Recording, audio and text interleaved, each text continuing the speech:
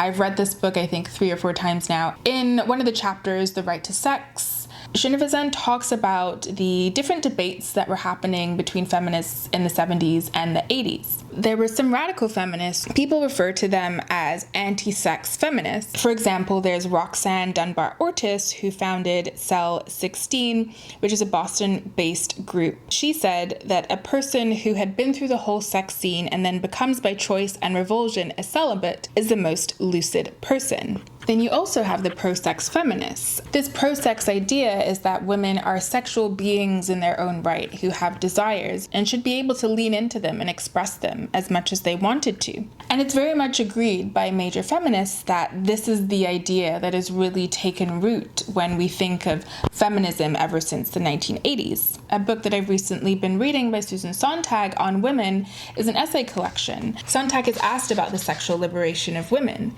Specifically, the question is, in the process of liberating women, do you give equal importance to economic liberation and to sexual liberation? Sontag says, to demand for women the same privileges of sexual experimentation that men have is not enough, since the very conception of sexuality is an instrument of repression. Most sexual relationships act out the attitudes which oppress women and perpetuate male privilege. Merely to remove the onus placed on the sexual expressiveness of women is a hollow victory if the sexuality they become freer to enjoy remains the old one that converts women into objects. The Moors of late urban capitalist society have been for some time, as everyone has noticed, increasingly more permissive, penalizing women much less than before for behaving like sexual beings outside the context of monogamous marriage. But this already freer sexuality mostly reflects a spurious idea of freedom, the right of each person, briefly,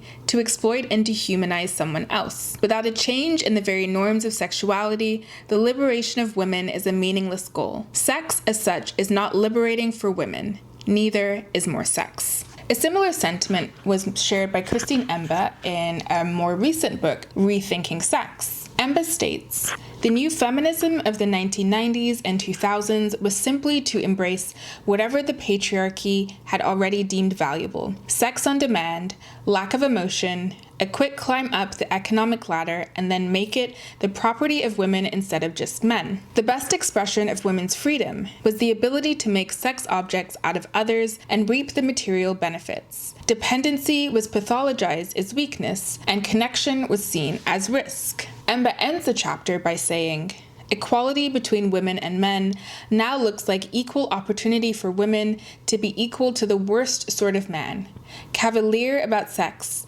and disdainful of real feeling. We have a number of very famous female rappers, Meg Thee Stallion, Cardi B, the City Girls, who have been very open with their sexuality, who use very explicit lyrics. And I just wonder whether the liberation in this way has really resulted in the outcome these people have wanted. I think for many women, what we want is safety, we want security, we want a man who's going to be there, a reliable man who we're not worried is going to leave us or cheat on us. And I worry that this sexualization that many women do of themselves, of their own bodies, is attracting the wrong type of men and has resulted in a lot of broken homes. So what can be done? I like what Bell Hooks says in Feminist Theory from Margin to Center. In that book, she argues that the problem is that the focus in feminist circles has been on sexual liberation, when really we need to be focused on ending sexual oppression. Hooks states, when primary emphasis is placed on ending sexual oppression rather than on sexual liberation, it is possible to envision a society in which it is as much an expression of sexual freedom to choose not to participate in sexual activity as it is to choose to participate. I had made a video essay last year talking about the rise in celibacy, partly due to our hookup culture. It just is something that I come back to over and over again.